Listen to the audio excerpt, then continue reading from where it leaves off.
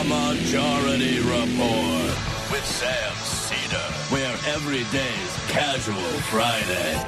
That means Monday is Casual Monday, Tuesday, Casual Tuesday, Wednesday, Casual Hump Day, Thursday, Casual Thurs, that's what we call it, and Friday, Casual Shabbat. The Majority Report with Sam Cedar.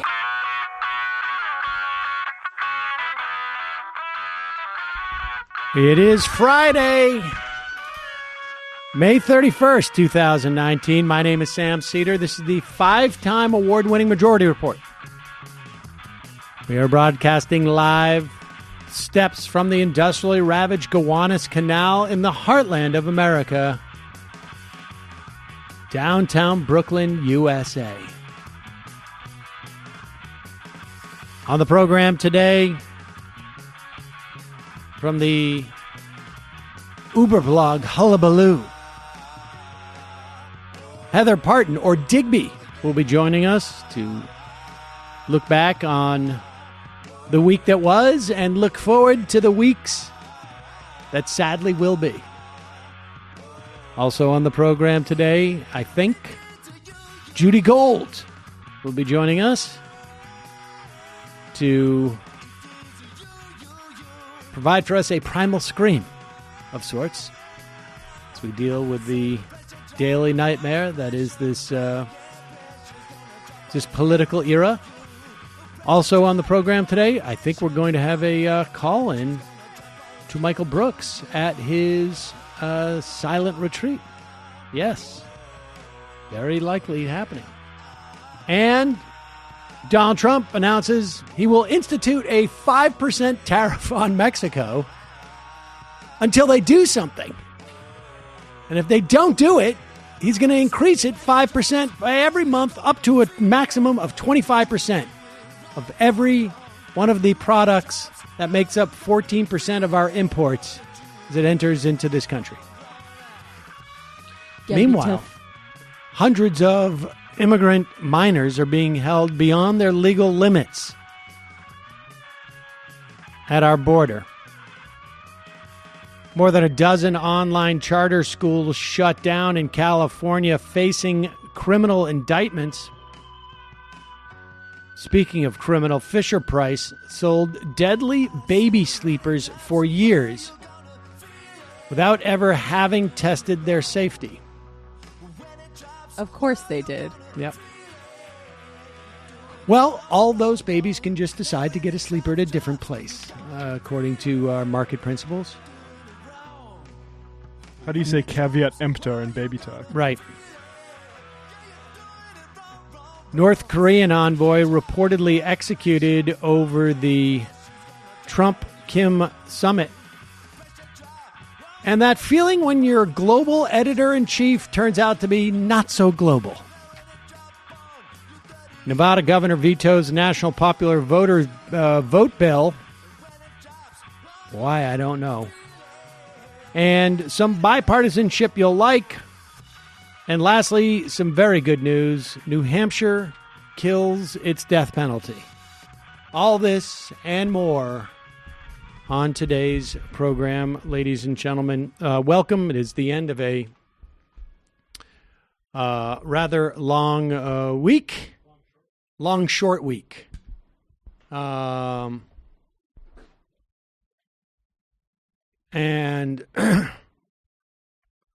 glad you could join us. We're anticipating a lot of fun today. There's been a bit of a meltdown on the right wing right now. Meltdown May. It's Meltdown May. And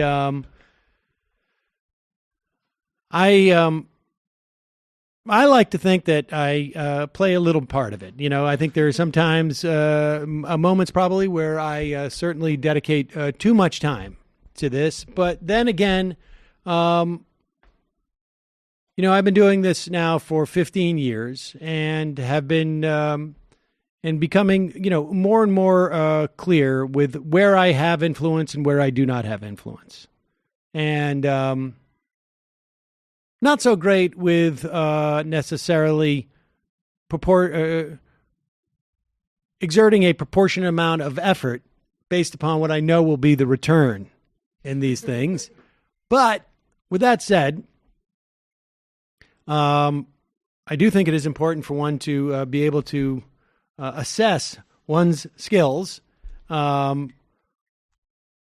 without ego. Maybe they're not always where you want them to be, but if God made your hand into a hammer, then you should be banging nails. If it's a saw, you can't feel bad that it's not a hammer, and you got to saw things. There's no romance to being proportionate about everything. Right. Well, there's no romance to that, but it's also like, sometimes you have to look yourself in the mirror and say, like, look, I'm not going to, I'm not Noam Chomsky. I'm not Howard Zinn.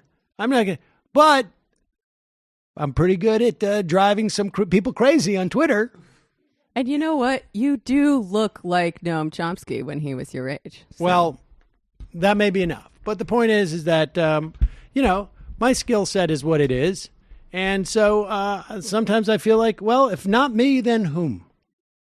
Back in the day, I used to get into some pretty good Twitter fights with Breitbart. And I always felt like I got under his skin quite a bit. And I thought that was healthy for me to do. I think it was healthy for the world. I'm not going to take responsibility for his heart giving out on a walk, but...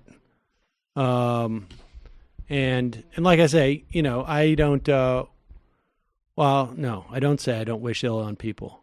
I do wish ill on some people, and it's not a function of like, Andrew Breitbart might have been a very nice dad and a very nice husband, and very nice friend to people. And I don't blame them mourning his loss, but I only knew him through his public work, which I thought was extremely detrimental. In fact, I would say we're still feeling a lot of that detrimental impact. Things like the destruction of Acorn, for instance, and other things. But and so to the extent that I can be a cog in a wheel that in any way inhibits another wheel, I'm happy to do that. And so with all that said, let's talk about Stephen Crowder, who, as you know, and I have said this before, I have not ever released any evidence of this. I am quite confident about the evidence that I have. I believe it's sitting in Matt's computer. New York is what is known as a one-party state. And in one-party states, you are allowed to record a conversation as long as one of the parties on the line is aware of it.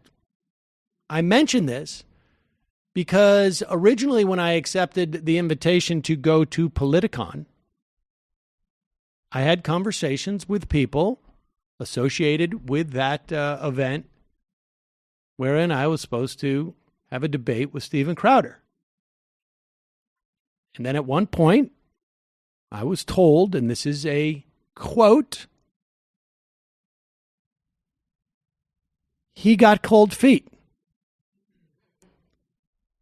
And then there was other information that was provided to me that I thought was pretty funny. About like who his management is, but that's not important. But Stephen Crowder has millions of followers on YouTube. Might be a couple. I mean, he has a massive show. He has a beautiful studio. He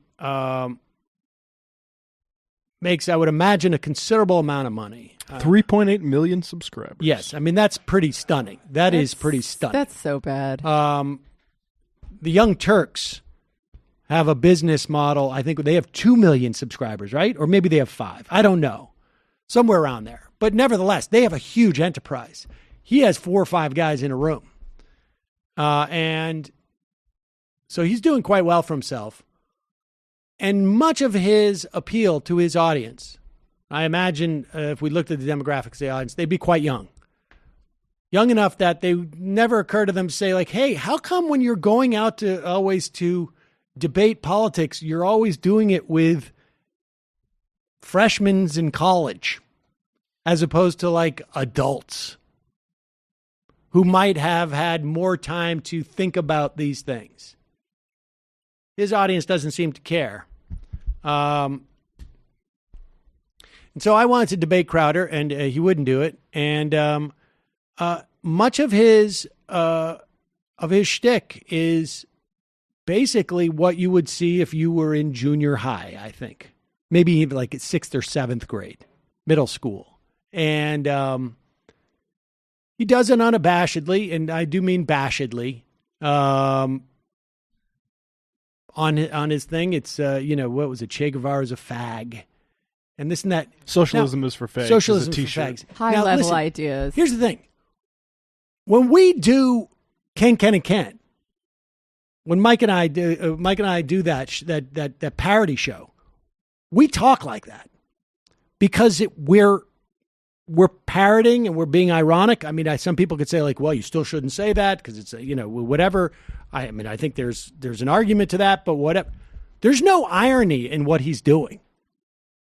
He is literally calling people gay and fags and making these jokes with the premise is that it's, like gross and funny or stupid or what, I don't know. Unchristian. It's almost like an unchristian.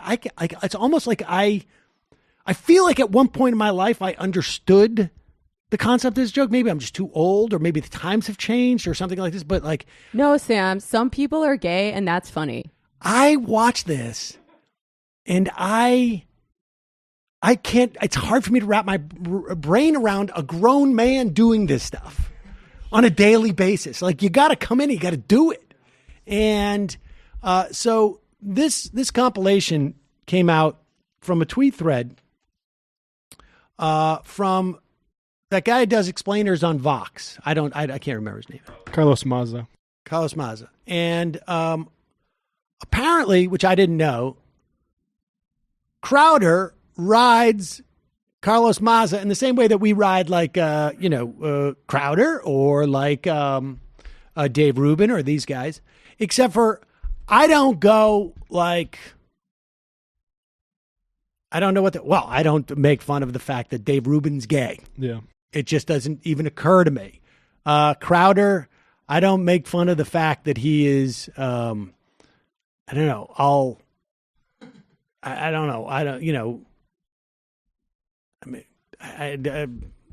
white. I mean, I'm white. I don't know.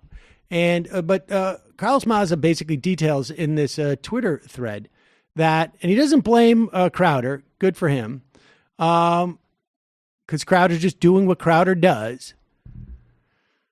But Crowder has challenged Maza to a debate, but the premise of it is that he's so gay, he's going to lose the debate. Or something to that effect. And apparently, when they go after Maza, it's not just debate Stephen Crowder. Like, my understanding is that people sometimes do to Dave Rubin with my name. Right. They doxed him and give him death threats on his cell phone. And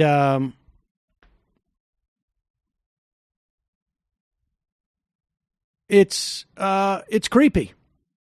It's creepy.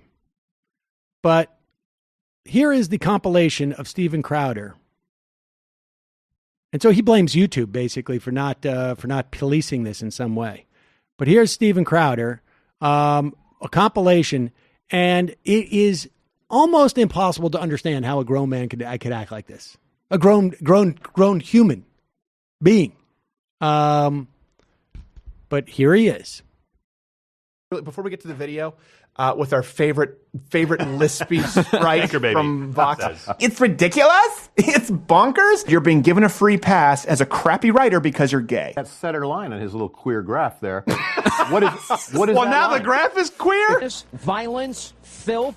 Okay, so the little queer can eat his chips all nonchalantly. It's code for rape, Mr. Queer eating chips on the Vox channel. Chip, chip, chip, chip, but you can eat just one. Like dicks. This is what Mr. Gay Vox wants to do. Mr. Lispy Queer from Vox. What were you holding, Gay Latino from Vox? Even his hand movement in fast motion is gay. Now we're here with the short-haired angry lesbian on Skype. And cable news bitching. Two gay guys sitting there eating a banana. We get the symbolism there. The truth is hiding in a closet 2 weeks later, probably along to his next Pride Parade outfit. This guy on the gay semi-Latino Vox. Oh, okay, so you really are just an angry little queer. All right, I can't deal with this Sprite anymore. Okay, he just sashays across without, the gay Vox Sprite is wrong! Now he could be a tranny, Your Honor. Never know how many lispy, angry Sprites and Vox sashay across your screen and try and tell you otherwise. Or you, by the way, the gay Mexican guy, the gay Latino V-neck. Gay Mexican. Or Mexican gay guy used to work. Mexican gay Latino there at Vox. Oh, gay Latino from Vox. The token Vox gay atheist Sprite with surprisingly flaccid chest, considering how thin he is. It is very bizarre to me. Ad hominem, yes, but it was an addendum to fact. So weird. Like what? That is a very. He gets very worked up about that stuff. Now, what else he's got? He's got Socialism's for Fags, and then what is his producer's name? His producer's name is Jared, or as they call him, Not Gay Jared. Not Gay Jared. They seem to be very, very concerned about gay people. I mean, and also Crowder likes to dress up in drag like once a month to do an anti-trans video. Yeah, you know, it's like how Alex Jones smokes weed once a year just to make sure that it's still bad. It's very, very bad. Right. What is this? This is a bit of Crowder's comedy chops. This is him doing a Bernie Sanders impression. I'd say Bernie Sanders impression because people might not know otherwise. Okay, let's see. I regret to inform you that Stephen Crowder will not be at his post hosting this program on Thursday. I will be taking his place as a temporary replacement, and it's a hostile takeover, you filthy sons of bitches. He's doing. It's doing literally just Gilbert He's doing Gottfried. Gilbert Gottfried. Well, I mean, it's a good Gilbert Gottfried. It's a little bit weird. It's the only Jew I could do. So what are you going to do? It's conservatives doing comedy, folks. There you go. He's so bad at this. Even for like the standards of the current culture wars, he's like 10 years behind. Yeah, that's true. But it is, I think he's geared his show to 14-year-old boys, 13-year-old boys, 12-year-old boys. YouTube itself has actually, let's see if I can find this here. They actually said, we're going to look into it. Thanks for bringing this to our attention, Carlos. So, I mean, who knows what their follow-up is going to be, but... I mean, this is... I don't know. I mean, I don't know how you deal with stuff like this. Just ignore it. Well, it's tough because... I mean, YouTube has anti-harassment and anti-homophobia like policies, right? I honestly, I don't know what there is to do about this. I really don't know. I don't. I mean, I just don't. Aside from breaking up YouTube, like I don't know how you deal with this other than. You fight it out on YouTube. Do you know what I mean? Like I just don't know how you deal with this type of thing. If Bill O'Reilly can go on and call Dr. Tiller, a baby killer until Tiller is assassinated. Yeah, but Fox News doesn't care. YouTube might. YouTube might, but I just don't know what. I mean, I think all that YouTube can do, really, is to demonetize. Yeah, that would hurt him. And you simply say, this guy's been involved in stuff that is toxic. And here's the bottom line. the construction of that argument is based specifically on Crowder's content, right? It's not like I'm not advocating, broadly speaking, that YouTube should have any policy that can be applied fairly. There's no such thing. It's got to be, if you do stuff that ends up like directly leading in some fashion or another to inspiring people to go after somebody based upon things that are not advertiser friendly, then you get demonetized. I think it's highly problematic. I think we need to we should not have a YouTube that is as large and as powerful as this is. We just simply should not. And there are a myriad of ways in which you make it less powerful, very similar to how you would, in some ways, deplatform Crowder. Now, you're not deplatforming, you just can't make any money off it. And maybe you don't allow links either in the descriptions for his videos. You want to put the videos out, you can do it. I don't know. I'm not recommending this. I actually think that like there's just nothing that you should be doing about this level. I don't think it reaches a level. I think, being childishly homophobic like this, we should be able to push back on it in some respects. And that's easy for me to say. I'm not getting, doxxed and my phone. I mean, I've been through similar type things, but it's a problem. But ultimately what we need to do is cut off different revenue streams for YouTube so that it's just not profitable for them to put up anybody. And there's other sites for that. And maybe if they're on different platforms, it's a lot harder to sort of do this type of stuff. But there's a certain inevitability as we democratize media,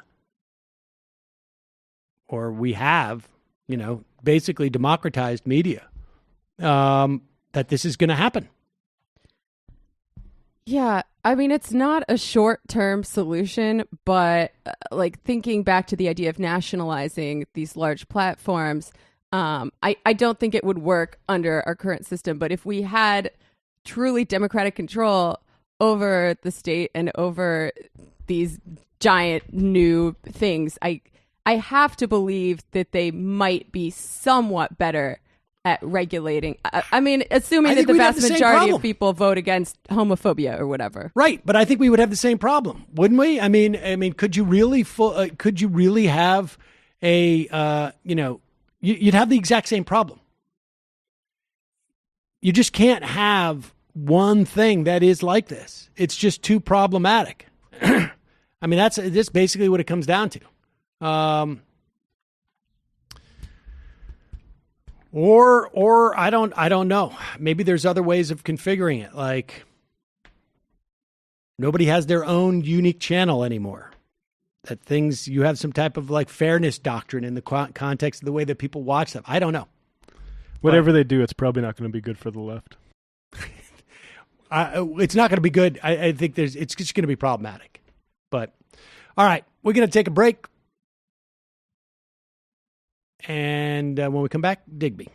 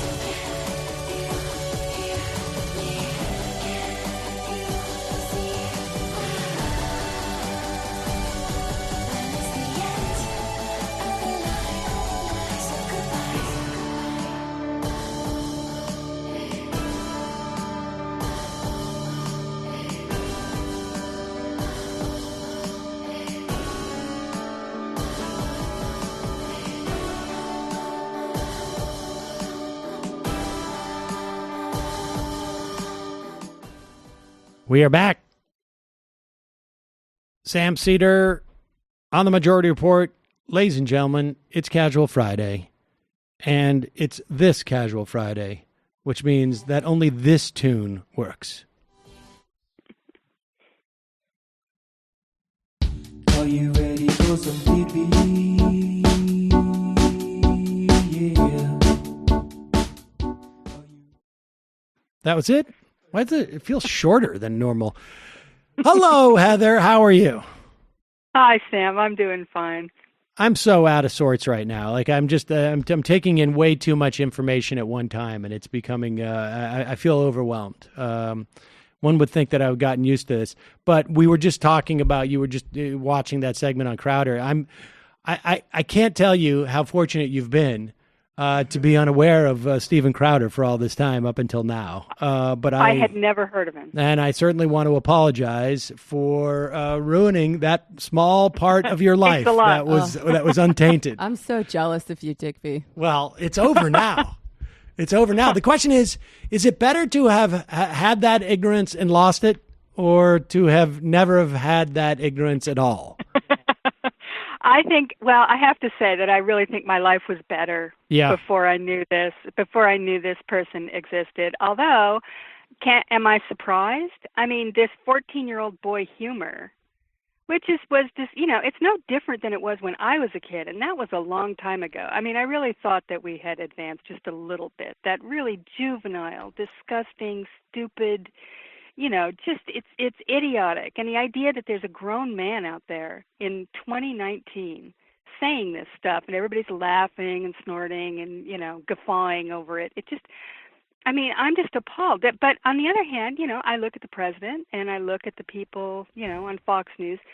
They're really not that different. I mean, as you said, we were in the break, you said, well, it's not full on Nazi. And that's true. Let's just not, not be grateful for the fact that the guy isn't a full-blown Nazi, but he's, a disgusting homophobe, and he thinks he's funny, and, that's just kind of mainstream. I mean, I'm sorry, I know the president doesn't actually say this stuff about gay people, but I would bet, everything I have that he says it in private, because it's just so perfectly, like him, and it is exactly the kind of, as Bill Barr would say, snitty, stupid humor that, this is where we're at in our national discourse. And I can't say I'm surprised. This guy is probably, quite popular, and I'm sure they're great. And it's not just kids who are watching. It's not just 14-year-old boys. That may be his audience, but I have to say that, in the conservative side of our country now, they're all a bunch of 14-year-old boys.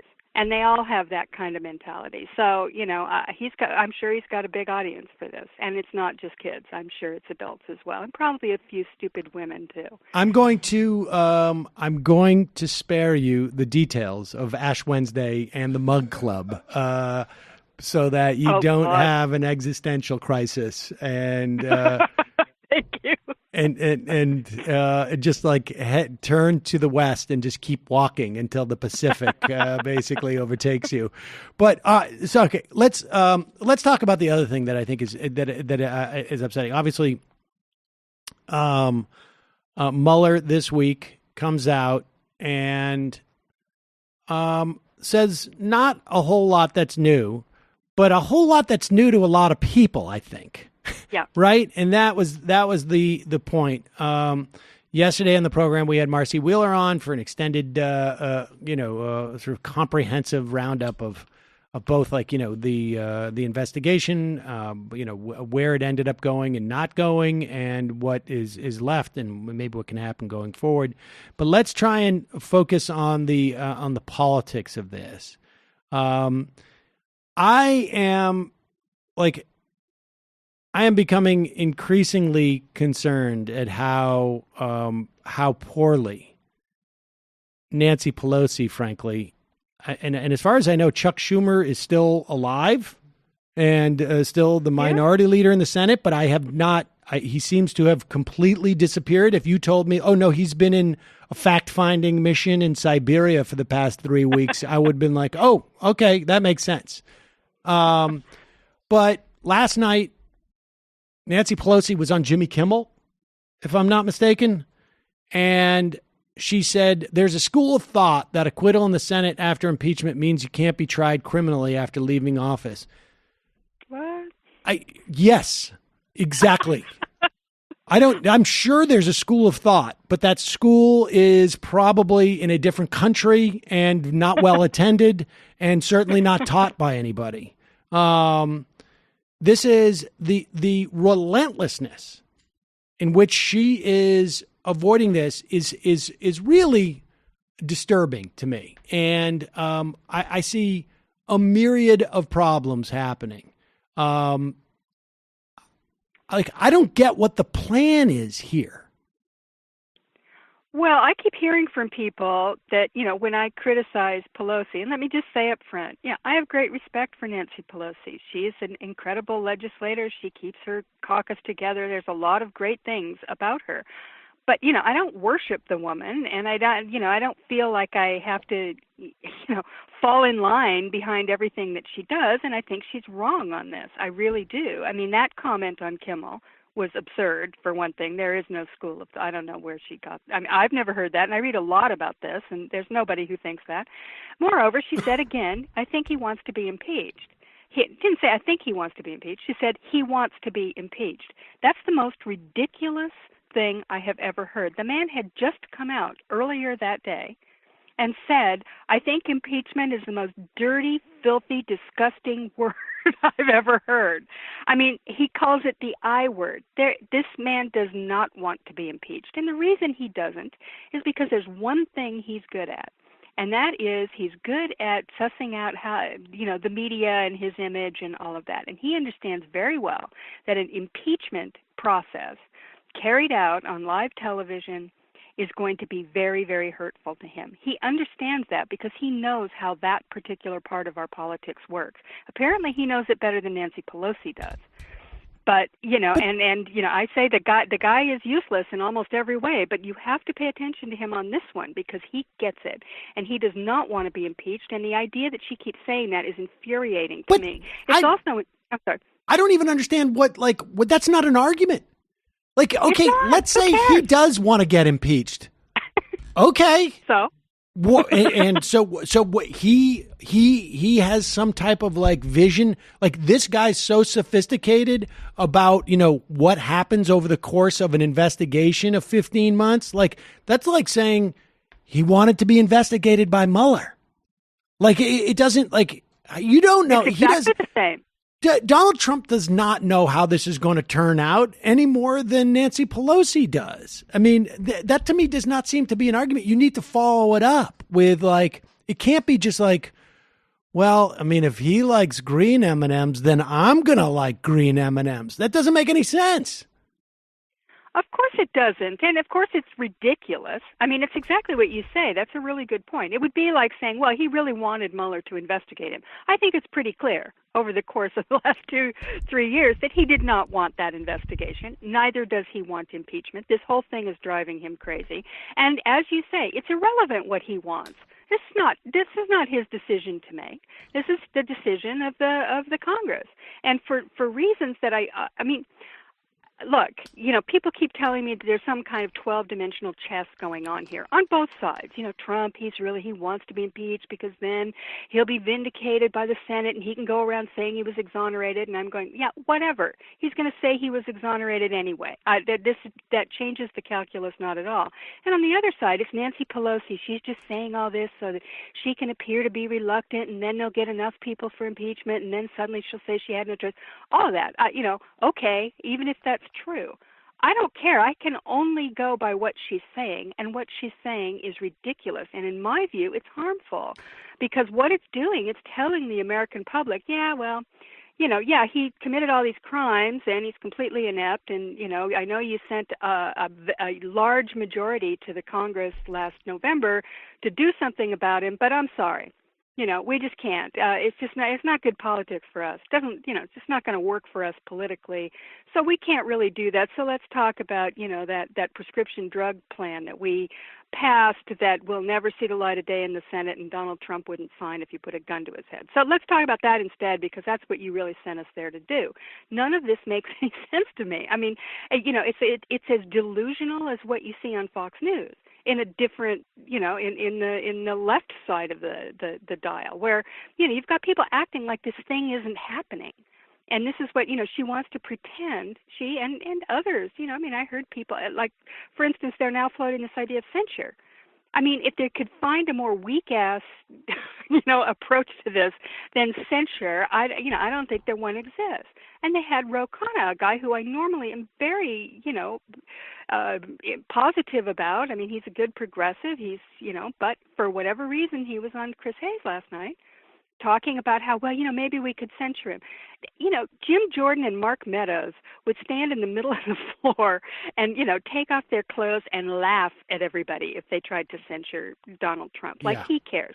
If anything, Andrew Jackson was censured, and he loves Andrew Jackson, and he's on the $20 bill, and he's going to stay there as long as Donald Trump is in office. So, this is a ridiculously weak and pathetic and impotent approach to dealing with what I think most Democrats, I really believe this, feel is an existential threat. I mean, this guy is, we can talk about Bill Barr. If you don't think that guy's an existential threat, then you've got another thing coming. Well, and I don't even think that you need to think that Donald Trump is an existential threat. I mean, I from a political standpoint, it is clear there is no plan.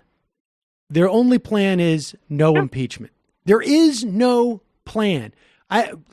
Ryan Grimm, I went to a book talk of his the other day. He said they're running out of bills in the House to bring up. Now I'm like, what? Wait, what?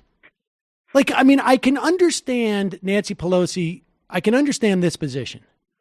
We cannot impeach.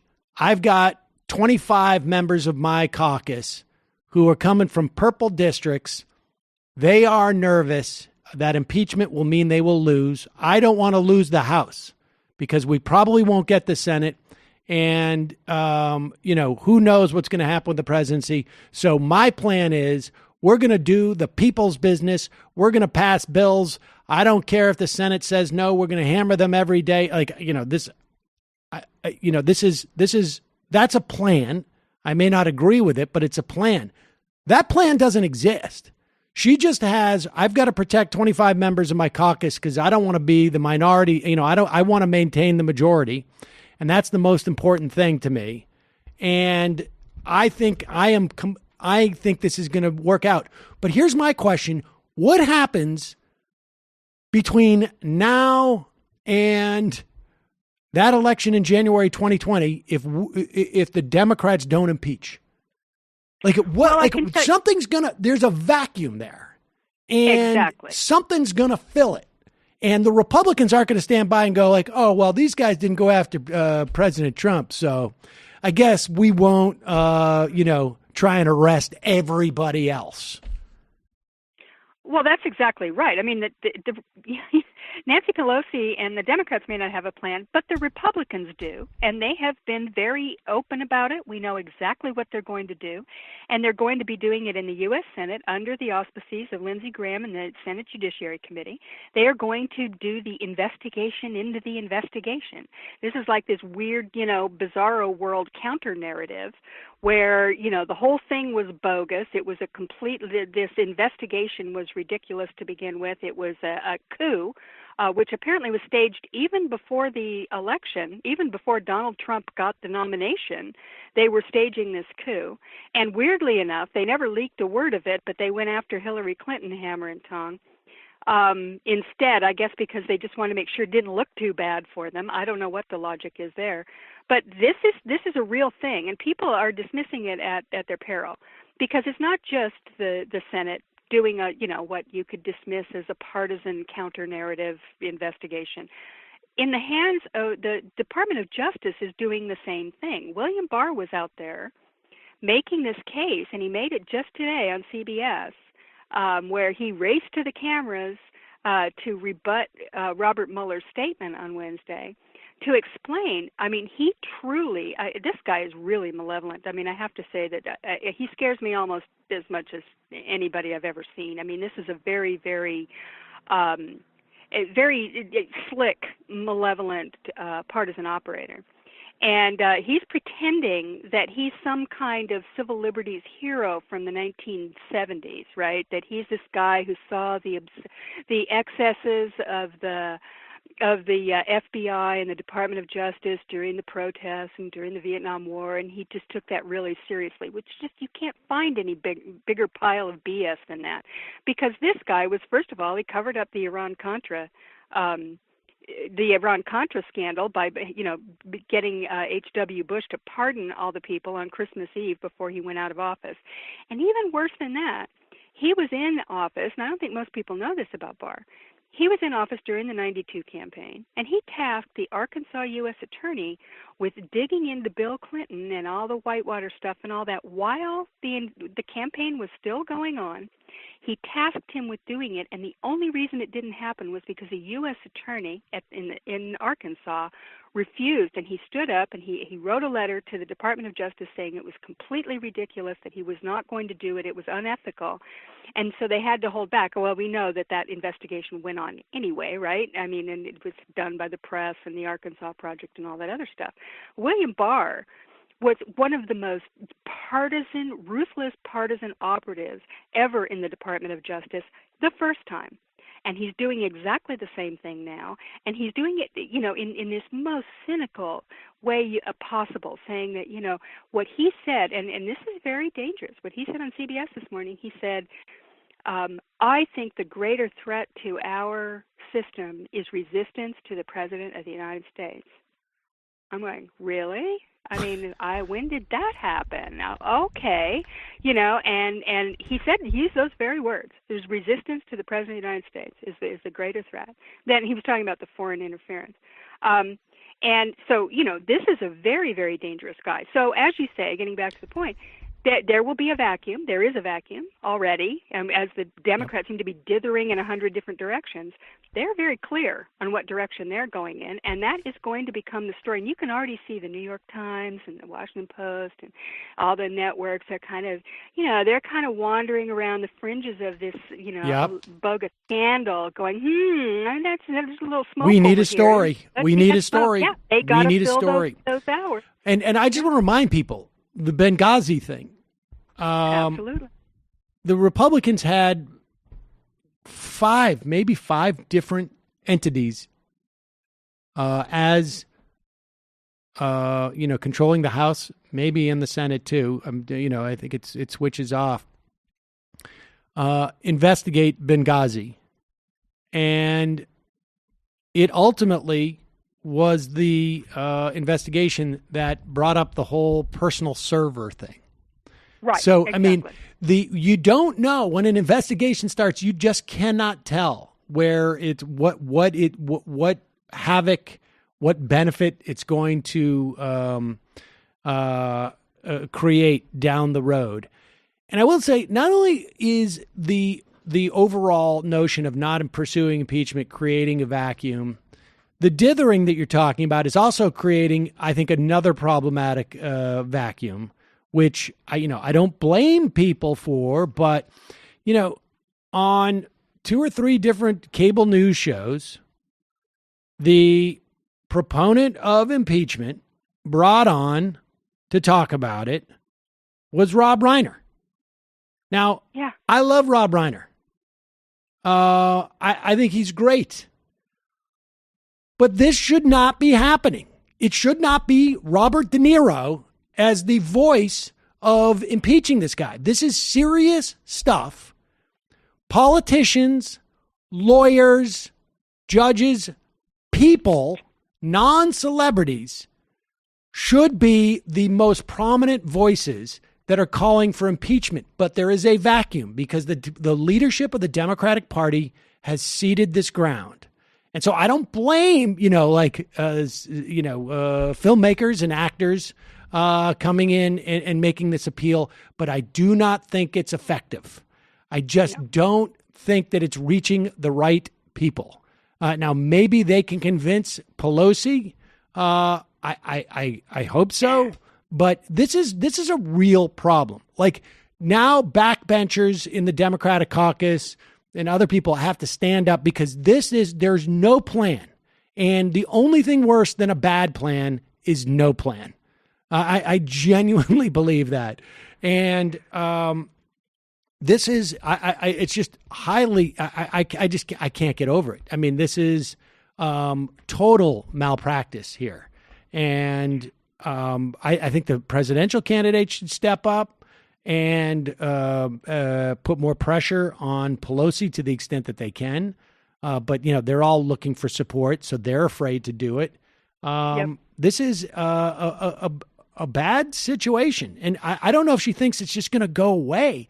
Like, how could Nancy Pelosi think that, like, well, if we get past Mueller and this and that, nobody's going to be thinking about impeachment anymore? Wait, what? Like, you're going to maintain the driving force that brought you the greatest midterm electoral victory in the history of midterms, and you're going to sort of try and, like, I'm trying to figure out how this works. We work with Donald Trump or we don't work with Donald Trump. People won't notice that he's continuing to, I don't know, do stuff that is impeachable, and so the calls for impeachment are going to die down. And won't that necessarily involve an acceptance of Donald Trump, which is going to undercut the elections in 2020? Like, I just don't even understand. I would love to see just the flow chart of how this works in her mind. Well, I don't understand it either, although from what I gather, they have really convinced themselves that the reason they won the election last November was based upon their domestic kitchen table issue agenda.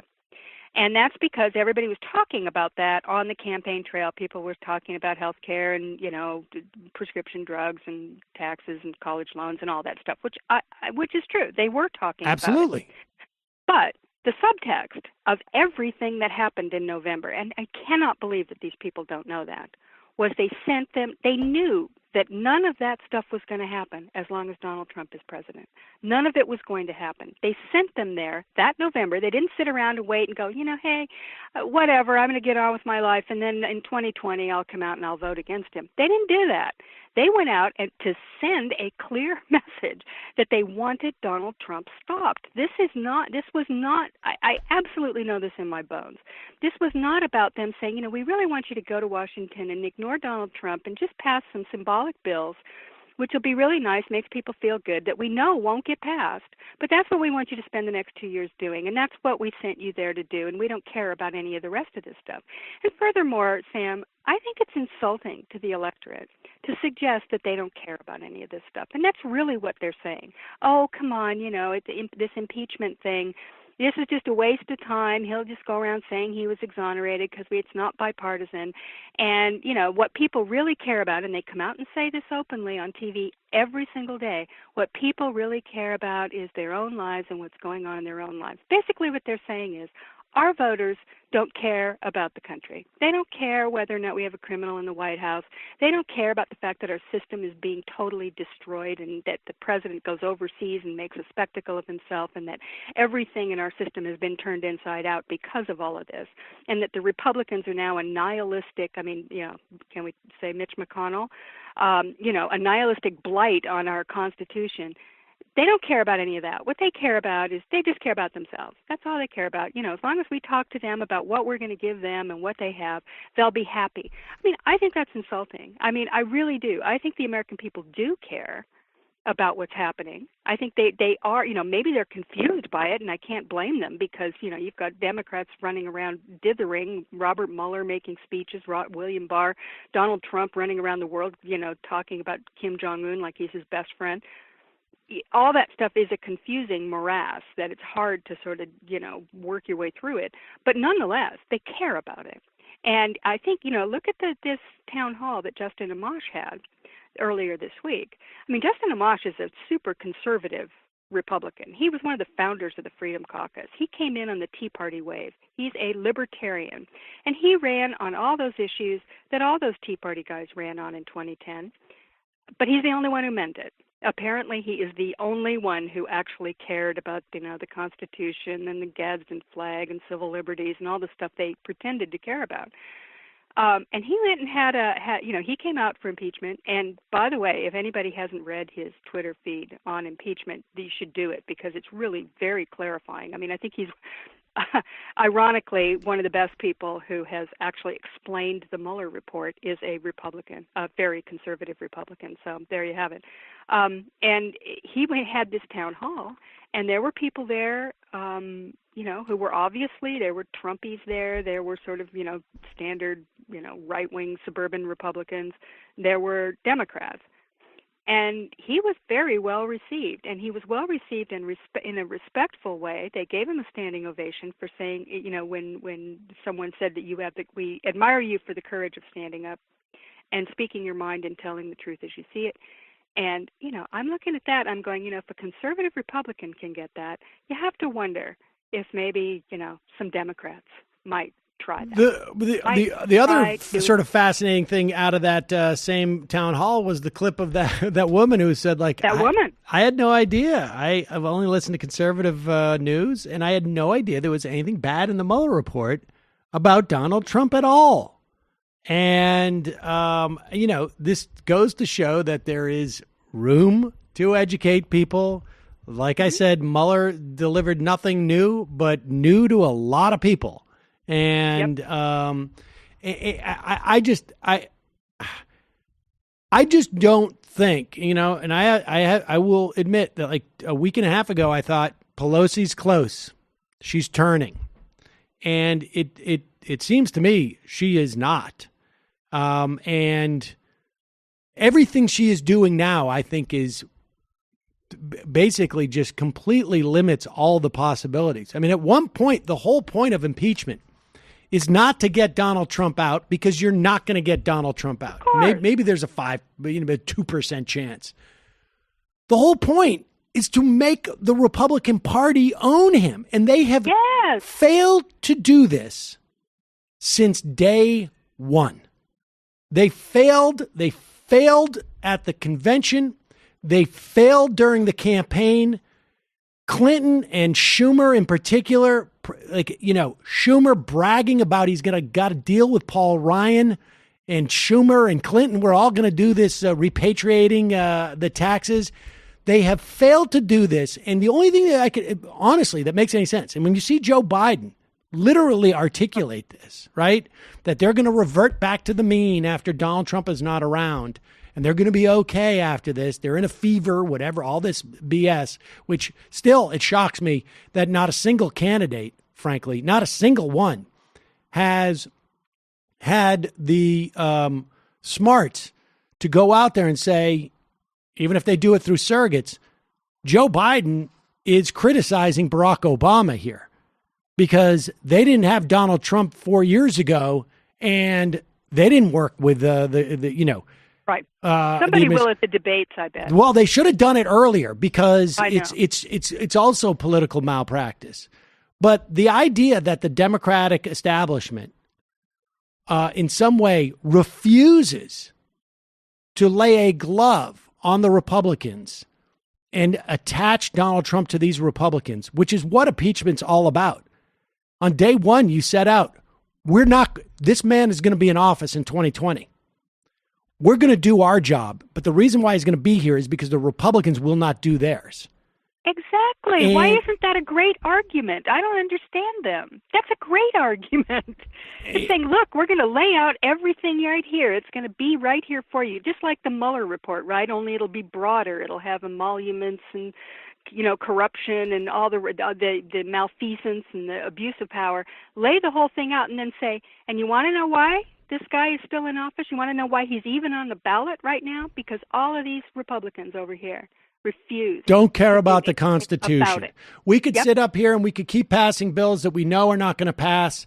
But what we're going to do is we're going to do our job and provide oversight and let the American public know exactly who has been sitting in the office and who the Republican Party is protecting.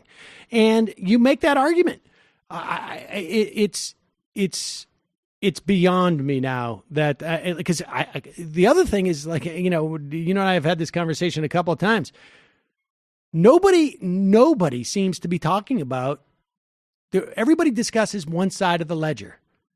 do we impeach or not? Do we, like what's the value in impeaching? Nobody talks about what the cost in not impeaching is. And it's stunning to me. Well, it seems obvious to me that the cost of it is that Donald Trump will look like, the strong one who basically cowed the Democrats into not taking action and dithering around like a bunch of chickens with their heads cut off. And that he basically withstood. He's a strong guy. He stood up to them. He basically survived. And look at him. And a lot of people are going to find that a hell of a lot more compelling than the Democrats running around like fools that couldn't figure out what to do about it. It's very worrisome. It really does worry me. The one tell for me is this whole 5% tariff thing, because that's how he's in a sort of a panic mode. They always return to the brown people whenever there's a problem, and that's basically... Absolutely. And now everybody's talking about it, and the market is tanking, and he's doing all this stuff. And again, another impeachable offense. He's using a phony national emergency to enact powers that no other president has ever enacted under these circumstances. This is crazy time, and we're just like shrugging our shoulders. Oh, okay, tariffs on Mexico, sure, in order to stop drugs and immigrants. I mean, that's ridiculous. And the idea that this is happening and nobody even cares about it anymore is yet another bit of evidence that the man is completely out of control. And the Democrats are going to sit and go, oh, no. I mean, now, if they cave on the USMCA, the new NAFTA, as a result of this, I don't know what I'll do. I'm going to put myself into a home because that will show their weakness more than anything else. And that's what he's trying to do, Well, Heather, if you could do me a favor, save me a bed in that home. Everyone's welcome. We're all going to be there. See if you can get me a room with a window. That's all I care about. I'll get the reservation in line there. Just always a pleasure with a little asterisk next to it. Absolutely. Thanks for having me, Sam. Have a great weekend, everybody. All right. I think we got a couple minutes here. Let's call Michael. As you know, Michael is at a retreat where he is it's some type of silent retreat, and we're going to give him a call, just check on him, to see what's up, see if he's. Do we have the Chiron? Are we set? All right, we're setting it up right now. Okay. Let me call.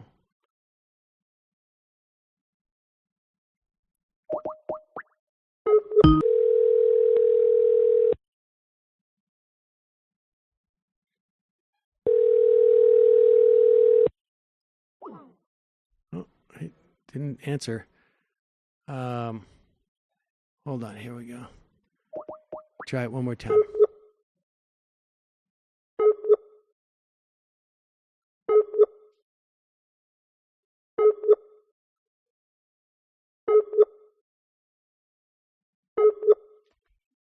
What is going on with our phones here? Oh, here we go. Oh, Michael? Is that you?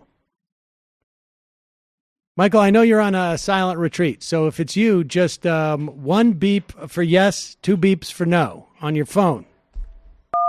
Oh, okay. Hi, Michael. How are you? Are you good? All right. I'm glad to hear that. Well, I should tell you that, let's see, what should I tell Michael? Tell him about Dave. Oh, yeah. Well, you missed Dave Rubin having a total implosion, and it was great. Oh, no, it's true. It is absolutely true. I'm sorry, but it is absolutely true. Dave Rubin had a very difficult time this week. Also, Bernie Sanders came in to the office. Yes, absolutely. He did. You missed that. I'm sorry. We also, what's that? Oh yeah, Lula da Silva called in while you're. Yeah, no, he did. They let him call from prison, and then of course we also HBO show came in and taped the show. Yeah, sorry, buddy. We did mention that you were here. We got your name wrong. We misspelled your name. And I canceled your live Chicago show. I'm sorry, but I just, we had a misplaced call. And what else can I tell you? Oh, we've been sponsored by Nike on this show, so we can't wear any more Adidas stuff. I'm sorry. Well, yes, it's true. I'm sorry. No is not the proper response there. The answer is yes, it's true. So I'm sorry, but what else can I tell you? That's about it. We're having a great time in your absence, and don't know if you're going to be back, but let's face it. I mean, things are going great here, so take your time. And anything you want to say?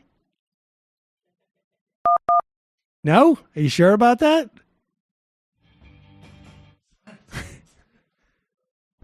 You played some music? You playing some outro music? All right. Well, Michael, great talking to you, as always. Appreciate it. Bye-bye. Okay. All right. Hung up on Michael. All right. We're going to take a quick break. We'll call Judy Gold. Lost your song.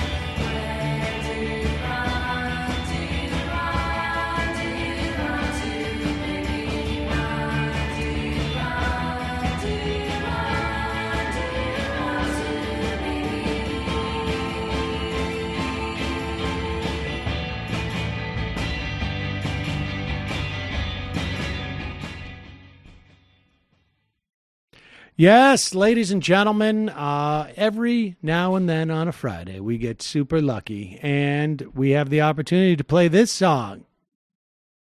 Level-headed. Fuck you!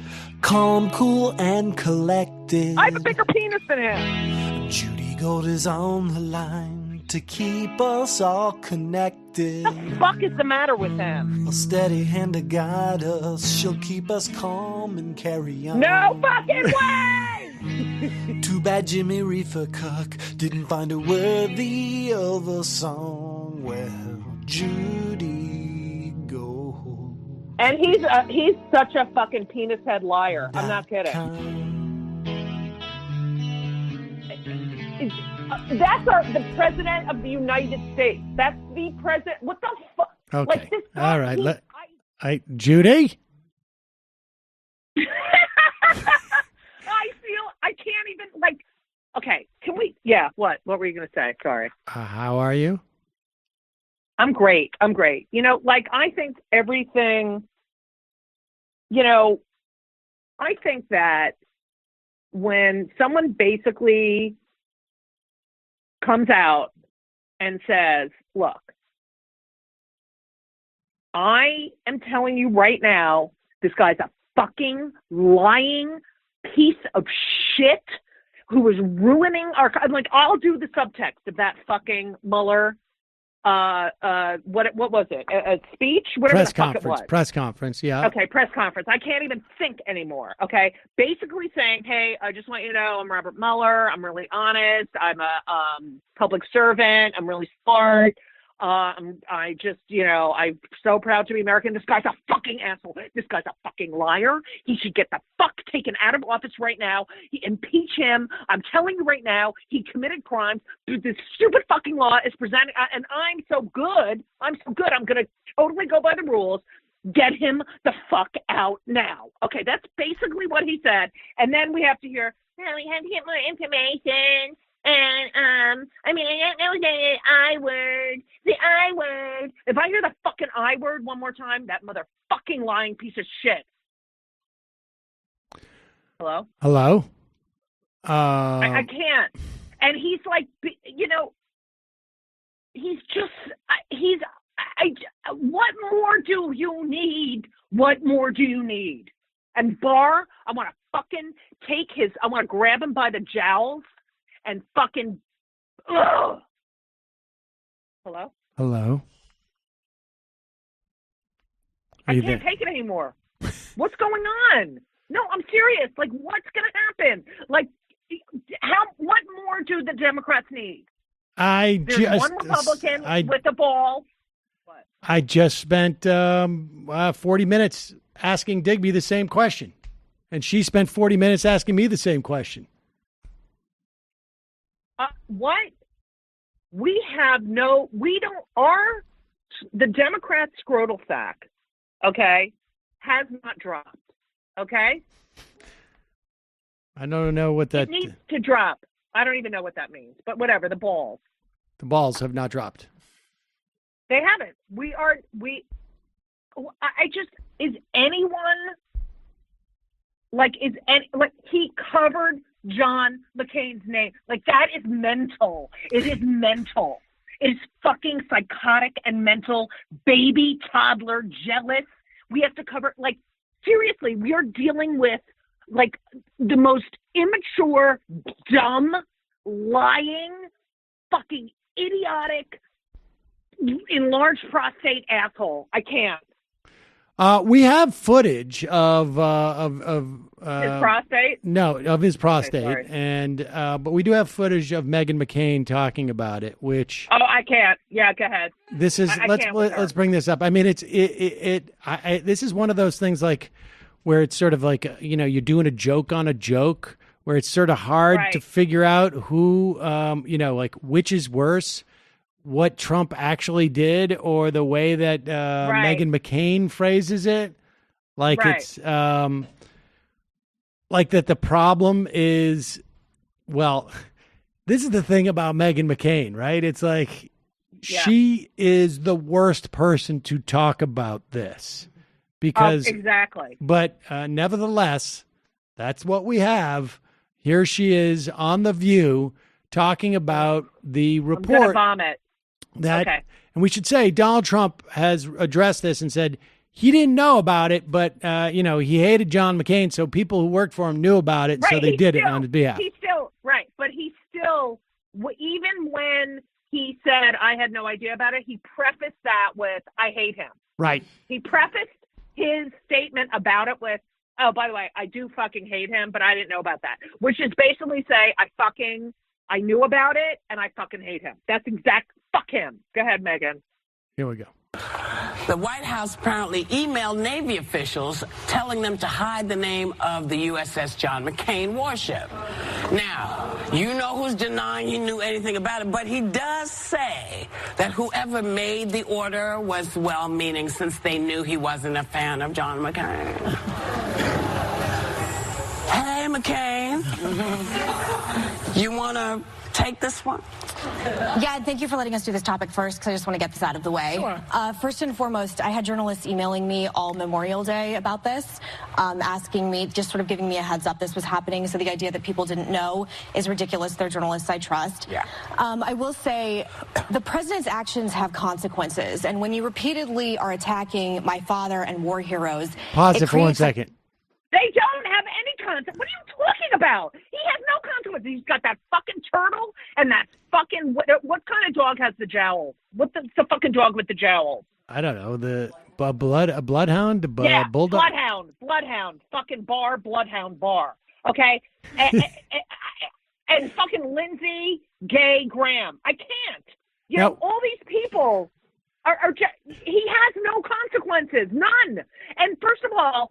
Meghan with the, yes, I've known about this all weekend, and let me just get this out of the way because I'm like really important. No one can talk about my father except for me. Well, I know. Wait a second. Now, where do you think she's going with this? What do you think the implications are going to be that she points out here? Like that Donald Trump would have at no small cost, have this covered so that, or his people would have it covered so they didn't have to see it. What is this? We have to pay for that, by the way. We have to pay for that. Go ahead. What is this going to lead to? Do you think Meghan McCain is going to say? You know what? That's an excellent question, Sam. I mean, there's a million different ways you could go with this, right? Like this guy is acting like some type of autocrat. Like the idea that like you don't like a name, so you want it erased is bizarre and creepy, or this is indicative of a guy who like is so mentally unstable that his advisors have to be worried that he can't control himself in the context of like doing a ceremony for the Japanese, that he's going to end up commenting on the John McCain. Like they had sailors who had John McCain on their thing. They got the day off. They weren't allowed to go to the event. They were kept out of the event. I know. What is she going to say? It's going to create a culture in the military where instead of being professional, they start to think that they just belong to Donald Trump, right? Like, because that's a problem here. I mean, if you're like, I want the military, standard procedure, I don't care. You are going to now respond to my whim. That is actually not the fear that Meghan McCain has. Go back just a little bit. And that is the correct fear. Those are all different options. Yes. Here's hers.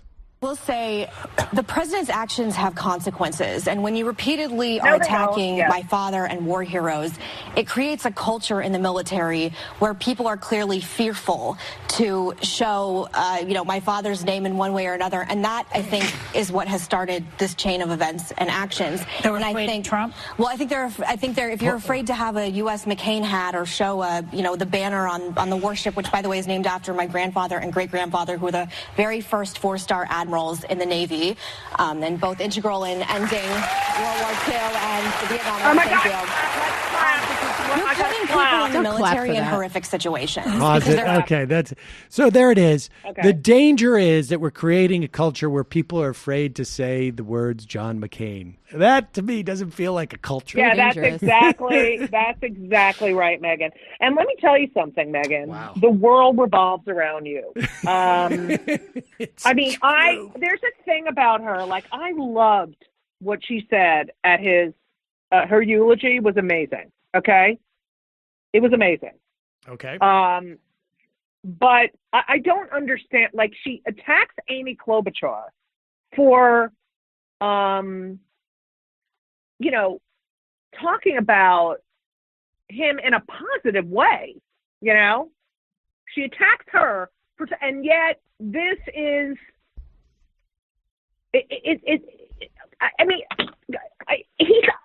Do you understand that the guy is a fucking mental case? Like, I don't even know what to say. It's so annoying. I can't fucking believe they had to drape. It is so fucking. It's nursery school. It's nuts. Hey, Judy. It's crazy. It's crazy. Yes, go ahead. What do you think about this drinking game? Every time that Meghan McCain says, my father, right, we all take a sip of arsenic. I think we'd be dead, like literally in under a minute. It's a pretty disturbing time, isn't it? It's been like this for quite a while. Oh, your music's coming through. I just like the guy. Like, okay, let's not even talk about the lying and the fucking, the no collusion bullshit and Putin and China and Kim Jong-un. Let's forget all of that and only deal with his mental health. He should have been out. He should be out. He's lied. How many fucking thousands? Well, he's not. I mean, that even if there's impeachment, he's not going anywhere. Right. I understand. I think we know that. I don't think other people know that. What do you mean by that? I think we know that he's not going to go anywhere. But I don't think people who don't follow politics that. I think they think, like Nixon, who resigned, that they got kicked out. Like Clinton. This is the other fucking thing I want to say, okay? This whole idea, Clinton was more popular after he was impeached, and we don't want to have that. Yeah, he was more popular because it was about a fucking blowjob. It was about fucking sex in the office with a consenting adult getting fucked. It was about getting fucked. That's what it was about. They all wish they could get fucked, and they all felt sorry for him, yeah, this was bad, but, at least you got a fucking, blowjob, okay? That's why he was more popular, because they were like, oh, he's a guy, he needed to get fucked, okay? That's it. This is about our democracy, our constitution. And if I hear constitutional crisis one more fucking time, in a constitutional crisis, we're in a fucking crisis, period. Constitutional fucking whatever. The earth is fucking going on fire, okay? There's global warming. This guy is like a dictator.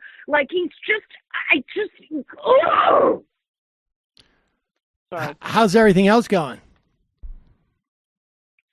My blood pressure is high. Is that right? No, it is right now. Is anyone outraged by, Nancy Pelosi is very smart. She knows exactly what she's doing. We need to trust her. You know what? The guy is mentally ill. He's a mental case. Mnuchin, I'd like to fucking smash his fucking face in a fucking fuck. I hate Steve Mnuchin is such a dick, isn't he? He's just that oh yeah, no, yeah, we're not gonna do that. No, we're not doing that. Listen, yeah, someone should suffocate him with $20 bills. Shove them down his throat. You're speaking metaphorically, right? Yeah. Metaphorically. Metaphorically. Yeah, I don't want to get in trouble. So, right. So anyone else? Let me ask you a question. Anyone else behave like him, like Trump? Would they still have their job? Go. No, of course not. Of course not. Okay. If Trump was a Democrat, he wouldn't have his job. Right. If any Democrat behaved like he did, what would they be doing? They would be talking about him in the past tense. Right. It's already gone. It's not right. Someone's got to stick up. We got the guy from Michigan. Someone else has got to fucking. Let's go. I just want to contemplate this. The idea that Justin Amash is going to end up running on his calls for impeachment and perhaps winning in his district. You got Democrats who are going to vote for him. And yet Democrats won't do that. What's really going to drive me nuts is when Susan Collin comes out for impeachment, and that's the way that she gets reelected. Oh, I know. Yep.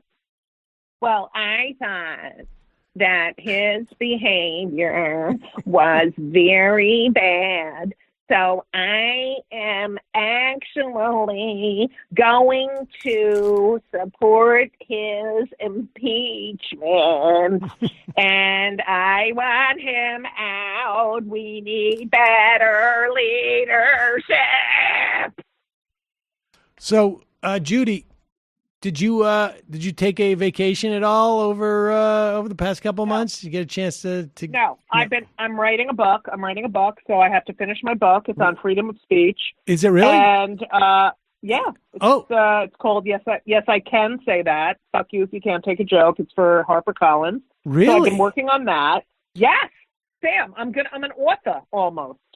So this is now. So let's talk about Nick DiPaolo. Yes, go ahead. Did you see the little his cover for his new album? No, let me look at it. Oh, you didn't? How did you miss all this? Because all I do is write all day. Well, I mean, this is right up your alley. Murdered Black Lives. Oh yeah, look at that. All right, yeah. Now, that's him. That's totally him. I don't think Nick should be arrested for this, but absolutely not. No, of course not. You know what? Freedom of speech. Right. Well, look, you're going. Oh, Nick DiPaolo. Should I listen to his album? Oh wow, he's flipping off these protesters. I don't think I'm going to really like. I'm going to like. Oh, that guy was killed. So, and he's giving him the finger. Okay, so. That's his choice. Like, you can't shut anyone. If you shut one person up, you shut everyone up. Okay, but so let me ask you this. Let me ask you this, because I don't know the premise of your book, but do you think that there is there are comedians out there who are being shut down any differently than what you've just said? Yes. Mm-hmm. I think there are. That Ahmed. Who's that? Wait, I don't know that one. So he went on stage in Florida. He's Egypt. He was born in Egypt. He get at a club in Florida in Naples, and he has a joke where he's like, "Oh, Middle Eastern, any other Middle Eastern people here? Some people clap." He's like, "Well, that's cool. A bunch of Middle Eastern people are here, but it only takes one of us to tell a joke." Okay.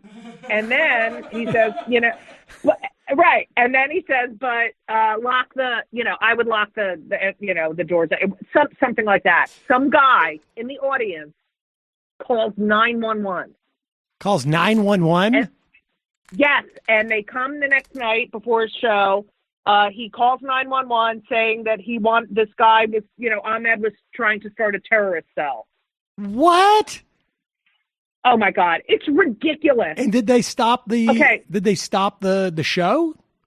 No, first of all, they sent two police officers of color, of course, because and they were like, do whatever you're doing. And he even got an email from the 911 operator. He got an email from her like, sorry, we have to call. I mean, like, okay, everyone knows it's ridiculous. But he does meet and greets after the show. He waits for the audience. He takes pictures with them and shakes their hand. Terrorists. As he says, terrorists don't do meet and greet. So, okay. So, all right. So we're not really, but he's not being shut down. Like, I mean, obviously, I think that guy in the audience is a lunatic. Right.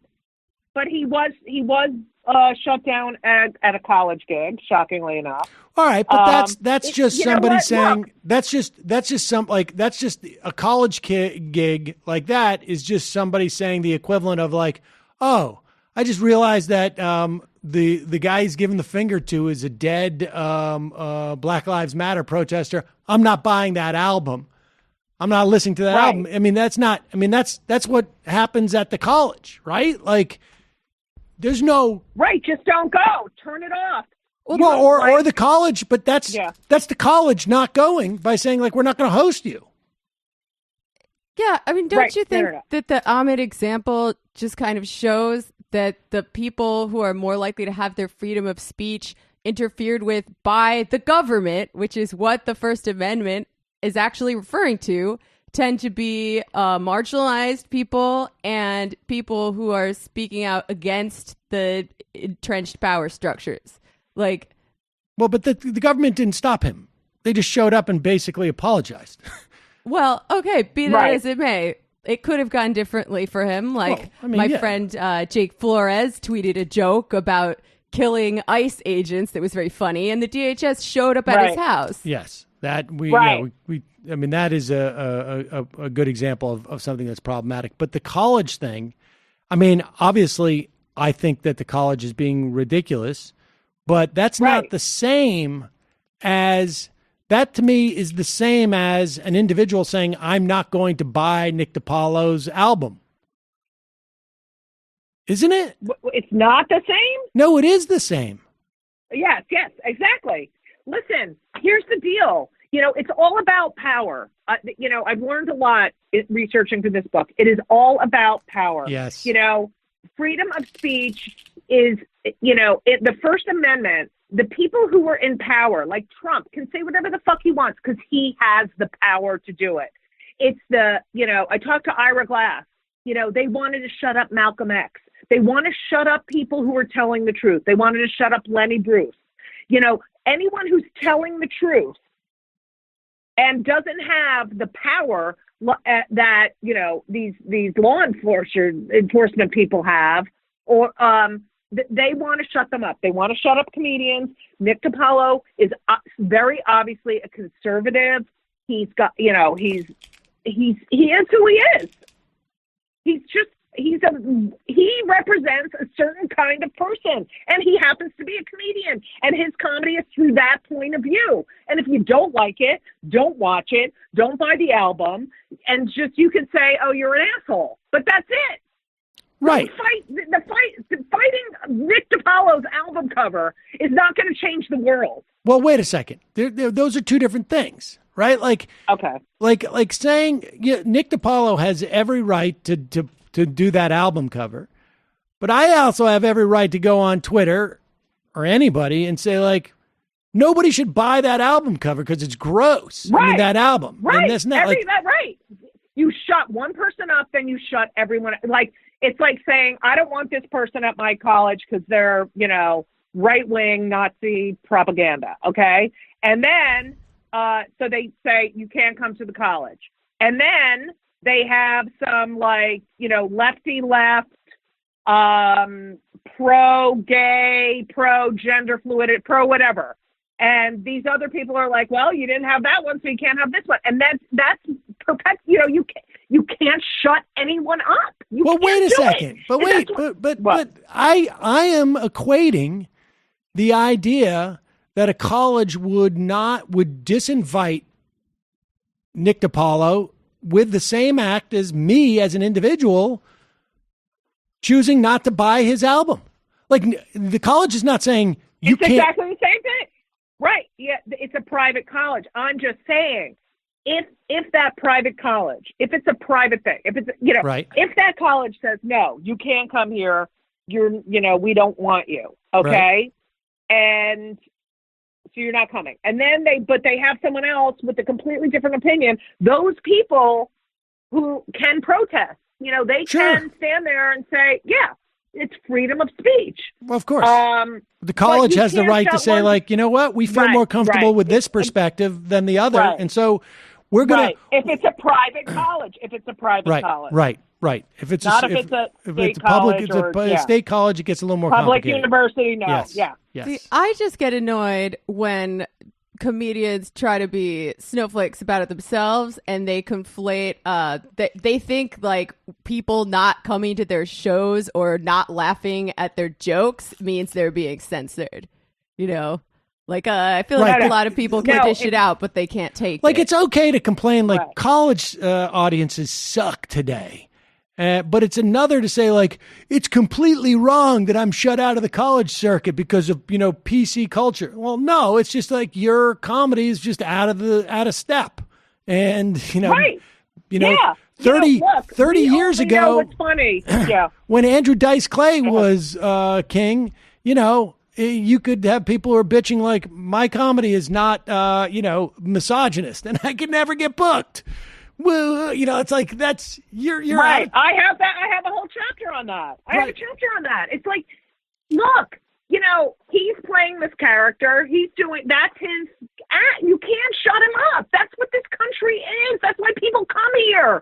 You know, Nick DiPaolo is a person, and he has his own points of view, and he decides, like, just like Kathy Griffin with the head, the fake head. You know, like, okay, big deal. Big deal. She fucking held it. Oh, it's the end of the fucking world. This guy, these fucking lawmakers, like, none of what these comedians are doing have any effect on your life. They don't. But wait, where is this coming from? Is there a real threat here? I mean, you know, like I mean. No, I'm just saying they act like it's a big threat. The threat is your fucking lie-ass motherfucking president and Mitch fat fucking turtle-faced McConnell and fat Bill Barr and Steve Mnuchin and Lindsey Graham. I mean, these people, they're making laws. They're affecting people's lives, everyday lives. They're affecting a woman's right to decide what to do with her fucking body. This is a comedian, and he's off color, and you don't like what he's doing. It has no effect on you. Turn the channel off. Don't buy his album. Write about how you fucking hate his album. but he has a right to do whatever the fuck he wants. Right. He has a right to do it. But you could also boycott. You're okay with boycotts. Right, exactly. I boycott. I won't go to Chick-fil-A. I don't even let my kids go to fucking Chick-fil-A. Motherfuckers. Judy, when does this book come out? The book is coming out at the end of November. The end of October. And when will I receive my advance copy? You'll get your advance copy as soon as I finish writing the fucking book. All right. Well, maybe you should get on it. It's very... Okay, I don't need that. That's all I hear. Every day, Elisa calls me. She's like, "Oh, did you get any writing done? How much more do you have?" Writing a book is a nightmare, isn't it? It's a nightmare. It's all you can think about. You can't do anything else. I have dinner with my family, and I'm like, oh my God, I should be writing. I did not enjoy the process. I did one many years ago. It's not a good process. And it was not. But it's like they only gave me 6 months, so that's the hardest part. Well, it would be even worse if they gave you 2 years, because then you would just be like saving it until the last month 22. Right. It's like studying. Ugh, horrible. But Judy, I am very, very excited to read it. Do we have a title? Oh my God. Do we have a title? It's called Yes, I Can Say That. Yes, I Can Say That. And then the little title, underneath it says, "Fuck you if you can't take a joke." But the "you" is an asterisk. Wait. Oh, yeah. Okay. How do you get around that? Apparently you cannot. You can say it, but you can't spell it. Yeah. You can say it, and you can say shithole countries and whatever the pussy and whatever, but you can't spell it. Yeah. You can't spell it. And if a kid sees that, they're going to be scarred for life. It's true. And if a kid sees the Nick DiPaolo giving the finger to these protesters, that's going to be the end of the world, stop picking on comedians. Stop it. Judy Gold. Hello? Well, I'm going to keep picking on you to come on the show. What do you think about that? I love you guys. We love you. You know how many people stop me at my gigs and are like, "Oh, I heard you on Sam Cedar and I heard you on the Majority," but a lot. Not that I want to give you a big head, single digits. Single digits, but that is a lot. Oh, but can I plug something? Of course. Oh, good. Milford, Pennsylvania, tomorrow night in the Milford Theater. It's historic. And if anyone's near Milford, you have to fucking come to my show. Where is Milford? Okay. And it's where I went to fucking sleepaway camp, and I hated it, and because I was like 6 feet tall and 12 years old, and I was looking at my bunk when I was leaving for the summer, and leaving after the summer was over, and someone carved in the wall, "Bigfoot slept here." Okay, thank you. Oh my gosh! Isn't that horrible? Oh, Isn't that fucking horrible? That's horrible. I know, and you laughed, but whatever. But it's like that's the story of my life. But it was a sad laugh. I can tell you that my experience at camp, I would cry like a baby on the ride home. Right. From camp. I was very, very unhappy to return back to home. Oh my God, same. Really? Mm-hmm. Wow. But I only went. I hated it. To be fair, I only went for 8 weeks a summer, so was. Oh yeah. Yeah, that's my kids. They loved it. I was like, oh my God, this is the fucking greatest. Nope. I loved camp. Everyone's so happy. much. Because I was such a loser in my normal life at school, and then I went to camp, and I had so many friends because I was with all the other theater losers. It was great. That's great, because you know what? I was a loser in school, and then I went to camp, and I was a loser too. Well, look at them now, though. Where are those people? Yeah. Yeah. Leave them in the dust. Judy Gold. I don't even know. I blocked it out. I really wish. I would love to hear from people who are in my bunk and tell me what the fuck. Because all I remember is, yeah. Well, you don't want to fell out of too the top early. bunk. Folks can also contact the fucking top bunk. People can contact the show, and we can do a Judy Gold. This is your life at camp. I love that. I love that. Okay. Judy, love you. Appreciate I miss you guys. Talk to you soon. All right. Bye. So long. All right, folks. That is the free show that we have for you today. We're going to head into the fun half, wherein we've got some very, very fun video. Fun video of Bill Barr lying on television. We have fun video of a preacher who apparently cannot handle being questioned on his use of and ownership of massive private jets. Closer to God. We've got Lou Dobbs, who is so befuddled by where we are as a country right now that he cannot read anymore. Lou Dobbs struggles with Trump's syntax. We have Laura Ingraham, who is not in any way a white supremacist, basically bemoaning the censoring on social media of is he an avowed Nazi? Oh, yes. He is very explicitly wants a race war Nazi. There you go. So I know. Don't mean to get too moralistic about things, but we will take a quick break. I'll remind you that this program relies on your support. You can support this free show by becoming a member at jointhemajorityreport.com. When you do, we give you extra content every day. We give it to you commercial free. If you are one of those people who are going through a temporary or prolonged or you're not sure a period of financial stress or insecurity, or you anticipate one or whatever, send us an email at majorityreporters@gmail.com. We will hook you up. We will not keep anyone out of the fun half for financial reasons. Now, I say this. It takes a while for us to get to the emails. We're constantly doing it, but we're just always constantly behind. So if you send an email and then like a half a day later, you're like, why are you asking me to send an email when you're not answering the email? I can assure you, you're just not getting the drift of what I mean. When I mean it takes us a while, I mean like it can take like a week or two or three sometimes. It just depends on the rhythm of things. Pony Express. It's like the Pony Express. But we will get there, I promise you. JoinTheMajorityReport.com. Also, JustCoffee.coop. Fair trade coffee, tea, or chocolate. Use the coupon code Majority. Get 10% off. I'm rushing through that because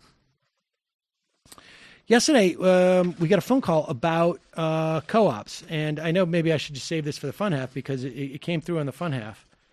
But, and somebody said, where is the concept of co-ops come from? And I can't remember. Somebody claimed that it was Marx that started co-ops. I can't remember what the caller said, but this is what the emailer wrote. Today, a caller said that co-ops were started by Marx, and you said you didn't know. Modern co-ops were started in 1844 in Rochdale, England. Marx was in his 20s at the time, but how much he interacted with the Rochdale folks or was influenced by them, I have no idea. I worked in co-ops for decades. Co-ops all over the world give credit to the Rochdale pioneers. Marx may have pioneered the collective, but those are different than co-ops. Co-op, everyone contributes, but they also have personal autonomy. In a collective, everyone throws everything into the same pot and get taken care of by the collective theory according to their needs. I have lived and worked in both. In my humble opinion, collectives don't work and don't last. Just saying. And this is from listener Brenda. Well, the 1840s, actually, it's funny you should mention that, was a time of utopianism in America. There was a lot of utopian communities started. They were all sort of inspired by the Shakers. And then there was sort of Robert Owen and Fourier, who were sort of guys they were sort of industry people themselves. They wanted philanthropists to basically form these phalanxes or little communities made of these massive buildings that everybody could live in and do their laundry together and cook together and do all that stuff. Wow, I had no idea the people were contemplating like what probably constituted massive buildings back then were probably not quite as big as they are today. They call them the parallelogram, and the idea was they'd be, for Robert Owen at least, or Fourier it would be Versailles for the people. That is super interesting. As the token crazy communist, I just feel obligated to note that Marx wanted to go beyond co-ops to a stateless classless society. Not just, I mean, co-op's clearly better than having a boss. No offense to any bosses in the room, but you're still competing on the marketplace. So it could coexist with capitalism, which Marx was generally against. So there you have it, folks. Just another little factoid that you get from listening to the Majority Report. This one, of course, was in the free show, but you should see how many ones were in the fun half. So many factoids, so many funtoids. In the meantime, TMBS this week has been taken over by literary hangover, but the Intifada is not taking a vow of silence. Is that right, Jamie?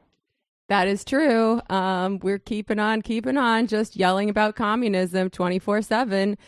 We actually have a lot of stuff this week to promote. So in our free episode, we speak with Anna Merlin, the author of Republic of Lies, American Conspiracy Theorists and Their Surprising Rise to Power, to talk about why conspiracy theories are the most American thing ever, how they got into the White House, and why we will not be a less paranoid society until we are a fairer one. We also... Yeah? You going to say something? Okay. Nope. We also have History is a Weapon, featuring Sean KB and Matt Chrisman from Chapo Trap House, where they talk about the 70s as a very important decade that prefigured a lot of what's going on in the world right now. And it's a two-parter, so part 2 will be out next week for our patrons. And this is very exciting. I have an announcement. I started a new show, a new thing. It's currently a side project, although, we'll see how it goes. It is called The Vampire Castle with Leslie Lee from Struggle Session, and it is the only podcast called that where we actually talk about vampires. So check it out. So wait a second. But there is another podcast called that. Yeah, another podcast which has appropriated Gothic American culture in a way I really do not appreciate. Aren't you guys worried about that from a marketing standpoint? It's like the Two Dope Boys thing all over again. I mean, right. Which do you think is more popular with the general public? Leftist politics or vampires? I don't think either are. That's the problem. Twilight is like the best-selling book of all time. Oh, that's true, I suppose. Yeah. I can tell you that... when the Minority Report became a movie, not so much as a book, things went severely downhill for me. Wait, that was after? When was that movie from? Well, yeah, that movie was probably in the mid-aughts, right? I thought it was like 2000. Well, you know what? I have faith. That's the mid... Wait a second. I have faith in the vampire-loving public that this will not happen. 2002. Shoot. Well, all right. Right. Oh, and in this first episode, we discussed 2 vampire westerns, Catherine Bigelow's Near Dark and John Carpenter's Vampires. So check it out. It was when, what's-his-face, Larry Wilmore almost called a show Minority Report that I started getting a little worried. Matt! Yeah, like I said... There's so many literary hangovers out there, but yours is the one that actually talks about books. I think mine's the only one, actually. And it's the only one that talks about books. And it talks about Margaret Fuller. If you don't know who she is, you should be ashamed, as I was when I figured out what her life and work was. So check out the most recent episode. This weekend, recording a new 4-members-only edition of Orweller, where we talk about George Orwell's essay, Such Were the Joys, on his time at a preparatory school, and how they sort of beat him for bedwetting, and how he realized that he was there because he was an investment for prestige and scholarship money for the school, and not necessarily there for an education. So a lot of interesting things, but it's also very libelous, and he basically lied about a lot of people, so it wasn't published in his lifetime. But that we'll be covering that, we'll be recording this weekend. It sounds like an app, Orweller. See you in the fun app.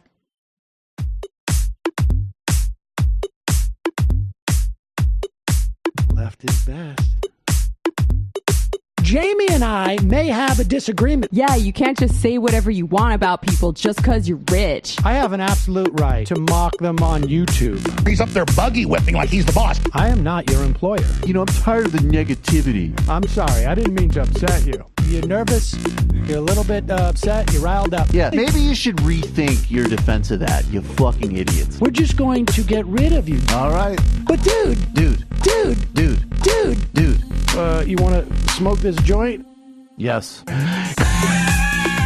Do you feel like you are a dinosaur? Some good shit. Exactly. I'm happy now. It's a win-win. It's a win-win-win. Oh, hell yeah. Now listen to me. 2, 3, 4, 5 times. 847-906-501-457-2 38 56 27 1 half 5 eighths 3.9 billion. Wow. He's the ultimate math nerd. Don't you see? Why don't you get a real job instead of spewing vitriol and hatred, you left-wing Limbaugh? Everybody's taking their dumb juice today. Come on, Sammy. Dance.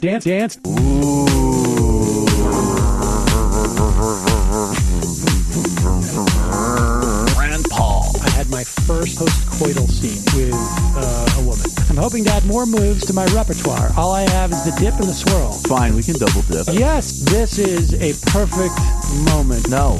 Wait, what? You make under $1 million a year. You're scum. You're nothing. Excuse me? Fuck you, you fucking liberal elite. I think you belong in jail. Thank you for saying that, Sam. You're a horrible, despicable person. All right, gonna take a quick break. I want to take a moment to talk to some of the libertarians out there. Take whatever vehicle you want to drive to the library. What you're talking about is jibber jabber. Classic. I'm feeling more chill already. Good. Donald Trump can kiss all of our asses. Hey, Sam. Hey, Andy. You guys ready to do some evil? Hitler was such an idiot. I think I might be a Nazi. Agreed. No. Death to America. You. Yes. Wow. Wow, that's weird. No way! Unbelievable. This guy's got a really good hook. Throw our hands up. Ooh. Wow. But Sam, I gotta get off. No worries. Let's. I want to just flesh this out a little bit. I mean, look, it's a free speech issue. If you don't like me... Hey, shut up! Thank you for calling into the Majority Report. Sam will be with you shortly.